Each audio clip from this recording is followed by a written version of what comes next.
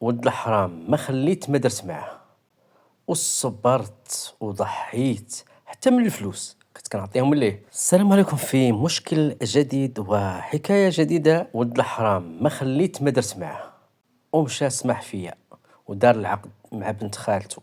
خسر عليا ميساج قال لي مو اللي قالت ليه ها سخط رضا، وحتى انا حالفه حتى نسطيه ونخرج عليه. كنعرف واحد الشوافه لاله كلثوم وبغيت نخرج عليه كما خرج عليا على حياتي، والله ندير ليه الزاج هو والعروسه في الحليب. هذه هي شمتة العمر، 6 سنين وهو كيخور فيا، وفي الاخير بغى يتزوج بنت خالته. انا والله الا خليت داك الزواج يكمل غادي نتبعهم بالسحور حتى يولوا حيدوا حوايجهم في الزنقه. شاركونا رأيكم في هذه القصة من سر من أسرار الدار.